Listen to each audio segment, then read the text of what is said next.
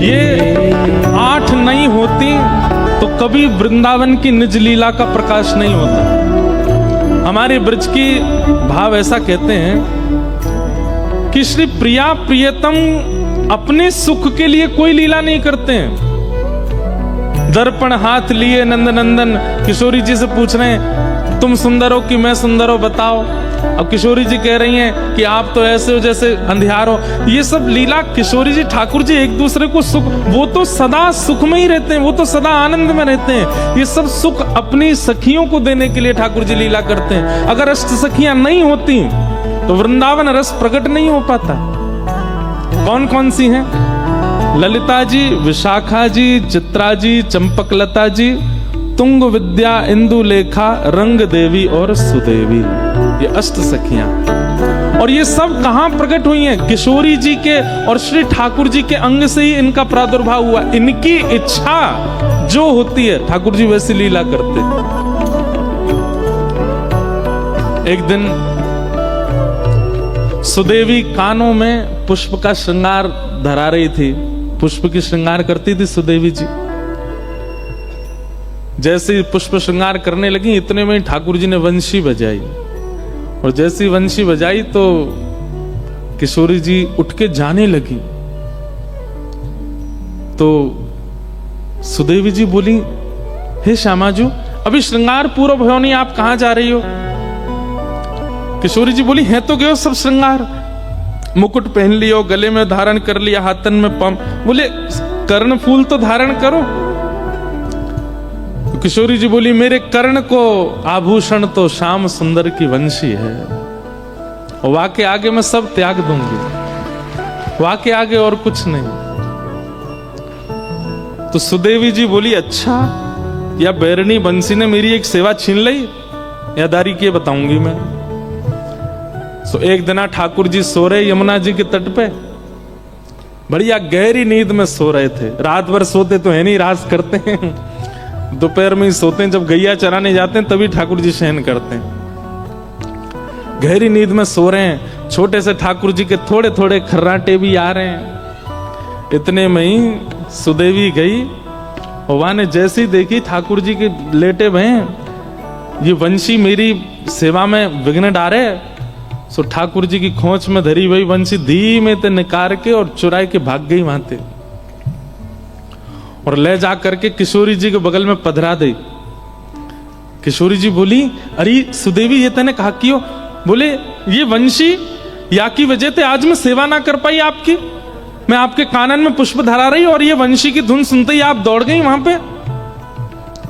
लो या यहीं रख लो, और ये जब जब मैं कानन को श्रृंगार करूंगी तब तब वंशी आप ही बजाती रही हो, ताकि मेरी सेवा पूरी हो। अब ये श्याम सुंदर के पास नहीं रहेगी।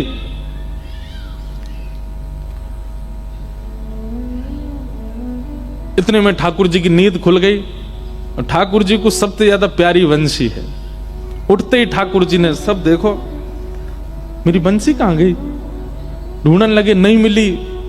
तो ठाकुर जी को तो पता है कि कोई भी चीज मेरी चुरावे की, मैं सबसे बड़ा चोर, मेरी वस्तु चुरावे की सामर्थ्य केवल और केवल ये अष्ट सखीन में, और कोई में नहीं है। तो ठाकुर जी कहीं जाते भी नहीं है और कहीं ढूंढने सीधे वहीं पहुंचते हैं कुंज में। किशोरी जी बैठी हैं, सुदेवी जी सुंदर श्रृंगार कर रही हैं, ललिता विशाखा पंखा जल रही हैं, आदि आदि सेवा चल रही है। इतने में ठाकुर जी गए, हाथ आग करके बोले, दे दो। नाम नहीं बोला सामग्री का, केवल हाथ आग कह रहे, दे दो। इतने में सुदेवी बोली, हम पे ना है। ठाकुर जी बोले, कहां ना है? बोले, जो तुम मांग रहे हो वही ना है। ठाकुर जी, तुम्हें कैसे पता मैं कहां मांग रहा हूं? बोले, हमें ना पता तुम कहां मांग रहे हो, पर जो भी मांग रहे हो वो हम पे ना है। श्यामाजू देखो, आप सब लीला करो, सेवा करो, सब आनंद, मेरी वंशी मत ले करो, या मुंह को दे दो, मुंह पता है आपके पास धरी है। इतने में किशोरी जी ने वंशी निकारी। सुदेवी जी बोली, शी जी आप पे भी मान करनो ना आवे, आप पे भी नेक नेक देर खिलानो ना आवे, नेक में कछु सामग्री लाओ, नेक में दे दें, प्रस्तुत कर दें। नेक भी इन्हें डरा के तो रखा करो, नेक नहीं तो सिर पर चढ़ जाएंगे जी हमारे। वंश ला के मैंने दी, एक आध 2 दिन बाद धरी रखती, नेक में निकाल के दे दी। ऐसी हमारी भोली सी किशोरी जी। सुदेवी जी बोली, हे श्याम सुंदर, वंशी हमारी श्यामाजू के पास है और हमारी श्यामाजू जा पे एक बार हाथ धर दें वो फिर इन्हीं की है जाए। अब जी इन्हीं की है। अब या वंशी को नाद आज तक तुमने कियो, अब तक किशोरी जी करेंगी। ठाकुर जी मुस्कुरा के बोले, जे इन पे बजेगी ना, ये बजा ही ना पाएंगे। इतने में सब सखी आई और आंख निकाल करके ठाकुर जी को देखने लगी। हमारी किशोरी जी कोई चीज में निपुण नहीं है, ऐसा है ही ना सके। ये गायन करें तो सरस्वती कान लगा के सुने, ये वीणा बजावे तो वीणाधारी बड़े बड़े गंधर्वजन सामने नतमस्तक है जाएं। अरे गानों बजानों तो बहुत दूर की बात है, हमारी श्री जी जब चले ना, उनके पामन में बंधे हुए नूपुरन के स्वर पे राग रागनी नृत्य करें, और तुम कह रहे हो हमारी श्री जी नेक्सी सी बंसी ना बजा पाएंगी।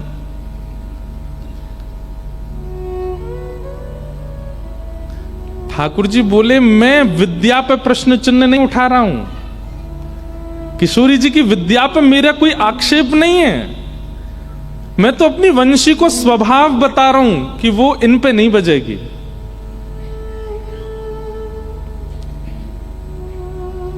सुदेवी जी बोली, श्यामाजू आप दिखाए दो इन्हें, नेक बजाए दो, वंशी बजाए दो नेक। रुको तुम अभी बजा। ठाकुर जी खड़े गए, बजाओ, मैं भी देख रहा हूं, बजाओ। आज अगर ये बज जाए तो मैं भी नंद को लाला नहीं। सुदेवी बोली, ऐसा है सके कि भैया इनने कहीं सौगंध वोगंध दे दी हो। सुदेवी बोली, हरी पत्ती सामने कसम उतारी राम ने। हरिवंशी तो पे जितनी कसम चढ़ी है सब उतर गई आज, तो को बजनो ही है आज, किशोरी जी बजाएंगी। ठाकुर जी खड़े बोले, मैं हूं देखूं। अरे भैया कोई सौगंध नहीं है, कछु नहीं है, फिर भी बजा जाएंगे। किशोरी जी ने जैसे अधर पर वंशी धारण करी और वंशी धारण करके अपने कोमल मुखमंडल से जैसे ही प्राण पिरोए, नहीं बची। किशोरी जी ने सबरी उंगली फेर ली लेकिन वंशी नहीं बची। ये दृश्य देख करके ललिता विशाखा सब आश्चर्यचकित है गई। हे श्यामाजू, ऐसा कौन सा साज है, ऐसा कौन सा वाद्य है? अरे हमारी किशोरी जी को इतना श्रम भी ना करना पड़े। अरे अधर पर धारण हेती वंशी अपने आप स्वतः बजने लग जाए, हाथन में आती वीणा अपने आप स्वर प्रकट करने लगे, और ये वंशी बज नहीं रही है। ठाकुर जी सामने खड़े खड़े मुस्कुरा रहे हैं। ए सुदेवी, बहुत देर रही खड़े खड़े, एक सिंहासन लगा, मैं हूं बैठूं, देखूं ने कहा देर तो आनंद करूं। ठाकुर जी ने खूब आज आनंद कर रहे हैं, किशोरी जी नहीं बजा पाए। सब ने प्रयास कर लिए लेकिन अंत में ठाकुर जी बोले, अब वापस दे दो, जो वस्तु आपसे बजी ही नहीं रही है, आपके प्रयोग की नहीं है, वह वो दे दो। अंत में किशोरी जी बोली, सुदेवी देते हो। और सुदेवी जी ले जाकर के वंशी ठाकुर जी को दे। जैसे ही ठाकुर जी ने अधर पर धारण करी और कोमल उंगलियों से छिद्रों को आच्छादित किया, बज उठी वंशी। आज पहली बार ऐसा हुआ कि वंशी नाद सुन करके गोपियों को, इन सखियों को आनंद नहीं क्रोध आ रहा है। और ललिता विशाखा बोली, पकड़ लो, छीन लो या बांसुरी को और लेकर के अपने पामन ते तोड़ दो, चूर चूर कर दो, जमुना जी में बहा दो। अरे अरे बैरनी, अरे तू भी कृष्ण की तरह छली कपटी है गई है, किशोरी जी की सेवा में आई तो बज नहीं रही है, वहां जाके बजन लगी। ठाकुर जी ने हृदय से लगा लियो, मेरी वंशी को दोष मत दो, तो किशोरी जी के हाथ में क्यों नहीं बजी? ठाकुर जी बोले, ये स्वर से ना बजे, ये फूंक से ना बजे, ये तो भाव से बजे। और या को मतलब ये नहीं है कि किशोरी जी में भाव नहीं है, ताली मत बजाइयो भैया, हाथ जोड़ू तुम्हारे। गलत अर्थ मत लगाओ।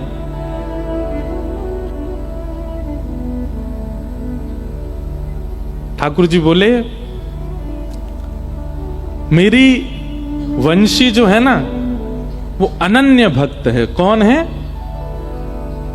जोड़ते बोलो, कौन है? अनन्य भक्त। अनन्य भक्त मतलब न अन्य इति अनन्य, जो एक का होकर के सदा एक का ही रहे उसको अनन्य कहते हैं। और मेरी वंशी अनन्य है। हे श्यामाजू, आप जब वंशी धारण करके बजा रहे हैं तो मन में कहा विचार कर रहे हैं? बोले मैं तो आपको विचार कर रही। बोले वही तो बात है। और मेरी वंशी मेरी सेविका नहीं, वो तो आपकी आराधना करे, वो तो आपकी सेविका है। जब तक आपका भाव बजाने वाले के चित्त में नहीं आएगा, आपका विरह बजाने वाले के चित्त में नहीं आएगा, आपके प्रति प्रेम बजाने वाले के चित्त में नहीं आएगा, तब तक नहीं बजेगी। आपको अपनो ही ध्यान करना पड़ेगा, तब वंशी बजेगी, ऐसे नहीं बजेगी। मेरी वंशी अनन्या है। या हमारी ये मुंह से ही बजे क्योंकि मैं आपको ध्यान करूं, मैं आपको चिंतन करूं, और आप मेरो चिंतन कर रही हो, मेरो चिंतन करोगे, कैसे बजेगी? समझ में आई बात?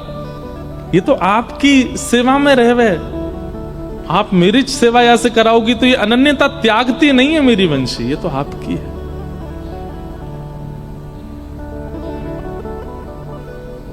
सुदेवी जी को मौत छोटा सा रहेगा, ठाकुर जी अपनी वंशी लेकर के निकल गए।